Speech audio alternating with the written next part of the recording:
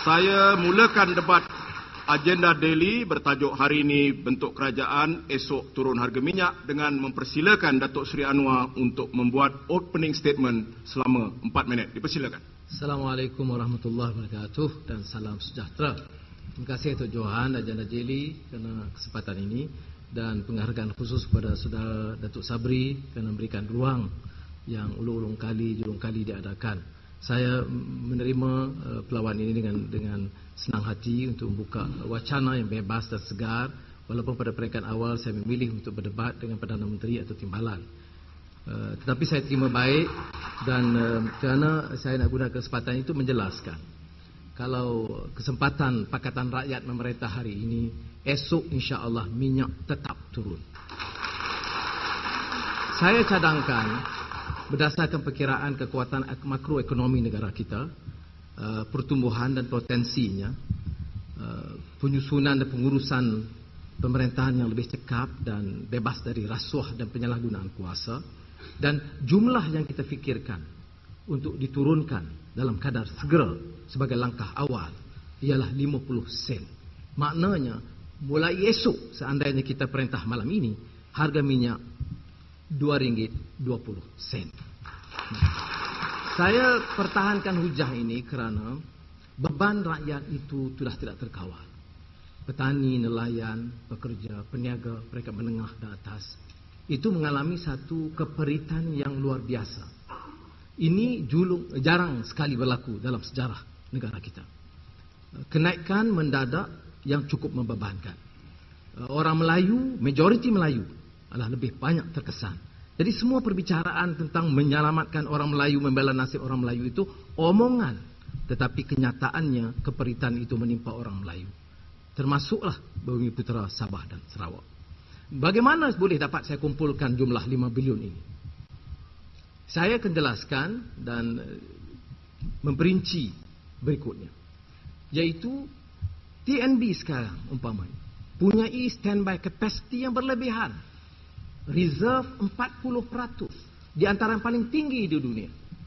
Siapa yang untung? IPP. Dana kuasa bebas. Untungnya sudah bilion ringgit. Ada lagi dana capacity yang begitu besar. Mengapa harus kita berikan? Petronas rugi. TNB rugi. Yang untung IPP. Dan capacity 40% itu saya usulkan untuk dikurangkan standby capacity itu kepada 20%. Dengan mengurangkan kapasiti itu saja, kita telah mendapat 2 bilion ringgit. Jadi kita nak cari 3 bilion ringgit lagi. Petronas hari ini dalam financial announcement dia menyebut keuntungan yang besar. Jumlah keuntungan 08 yang baru selesai diumumkan hampir 100 bilion ringgit. Jangan kita bicara soal naik harga minyak. Naik harga minyak bermakna di pasar dunia, pendapatan dan dana kerajaan bertambah, meningkat besar. Jadi kalau kita punya keuntungan begitu besar, sebahagiannya untuk Petronas, dan saya tidak ganggu Petronas, Petronas punya rekod yang cemerlang dan pengurusannya membanggakan. Masalahnya ialah manakala campur tangan politik, pengurusan politik yang sangat lemah, membebankan negara. Jadi oleh demikian, saya mengusulkan sebagai langkah awal kita turunkan 50 sen mulai esok, walaupun sekarang Barisan Nasional Perintah maknanya ini tidak mungkin.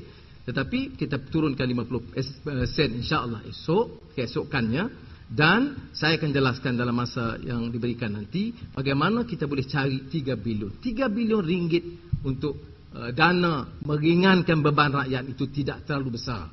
Kerugian dan tanggungan perwajar sahaja 13 bilion ringgit yang boleh ditampung oleh kerajaan. Mengapakah harus kita jadikan isu terlalu besar bila 3 bilion ringgit itu nak diagihkan kepada rakyat jelata? Terima kasih Datuk Seri Anwar. Saya persilakan Yang Berhormat Datuk Ahmad Sabri Cik. Assalamualaikum warahmatullahi wabarakatuh. Saya menerima jemputan agenda daily untuk berdebat malam ini atas kesedaran bahawa adalah tanggungjawab saya sebagai orang yang dipilih oleh rakyat dan juga seorang menteri yang dipilih melalui proses yang sah, dan saya bertanggungjawab untuk menyatakan bahawa beberapa tindakan yang telah dilakukan oleh kerajaan inilah cara yang terbaik untuk masa depan negara kita dan masa depan rakyat, bukan pendekatan yang populis yang sering dilakukan dalam banyak negara-negara yang tidak semestinya negara itu berakhir dengan keadaan ekonomi yang lebih baik pada masyarakatnya. Perlu saya jelaskan di sini bahawa kalaulah dikatakan pada hari ini 50 sen nak diturunkan, sebenarnya ucapan ni saya dah dengar sebelum pilihan raya yang lepas. Erti bermakna dia mesti bercakap pada harga sebelum pilihan raya itu pada harga RM1.92. Tentangannya ialah menentang pada kenaikan yang baru-baru ni. Kalaulah kita teruskan pada RM100.92, ini bermakna subsidi yang terpaksa ditanggung oleh kerajaan semua ialah sebanyak RM50 bilion. Dan ini bermakna banyak program-program pembangunan tentang soal sekolah, soal rakyat, soal jalan, soal orang di felda, soal orang di kampung tak dapat dilaksanakan hanya untuk menampung cara hidup yang berterusan yang ada pada hari ini. Perlu saya jelaskan juga bahawa kita perlu tahu bahawa kenaikan harga minyak sekarang ini bukanlah kerana kita. Kita mesti sedari hakikat bahawa kita berhadapan dengan krisis minyak seluruh dunia. Harga minyak naik bukan kerajaan yang salah, tetapi ini adalah kerana keadaan kenaikan harga minyak dunia yang disebabkan perang di Iraq, kemungkinan serangan di Iran, tentang permintaan China dan India yang semakin besar dan beberapa faktor lain yang dirasakan seluruh dunia. Dalam sejarah negara kita, harga minyak dunia ataupun krisis minyak ini bukanlah kali yang pertama. Kali yang pertama ialah dalam tahun 73 dan tahun 74. Pada waktu itu selepas perang Yom Kippur atau perang Ramadan pada ketika itu, di mana orang-orang Arab, negara-negara Arab berpakat untuk mengenakan tindakan embargo minyak kepada negara-negara yang menyokong Israel pada waktu itu. Dan dalam masa yang sama, dia menghentikan atau mengurangkan pengeluaran minyaknya.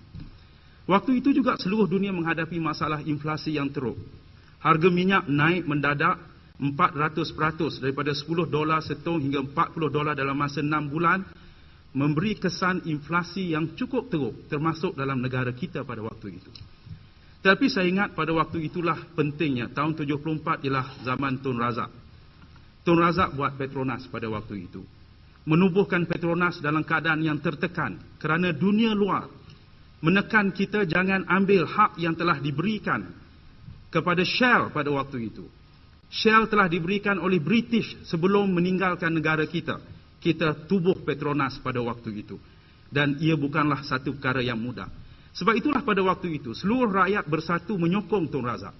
Pada waktu itu PAS menyokong Tun Razak. Pada waktu itu juga banyak parti-parti lain menyokong Tun Razak. Saya ingat pada waktu itu Saudara Anwar memilih untuk memalukan Tun Razak, berlarak di jalan raya, mengajak mahasiswa dan sebagainya. Seperti dulu dan seperti hari ini, rakyat memang sempit. Tetapi saya melihat sama seperti dulu, Saudara Anwar suka mengambil kesempatan daripada kesempitan rakyat. Dan sebab itulah kita katakan bahawa memberikan minyak yang murah bukan penyelesaiannya. Banyak negara, terima kasih.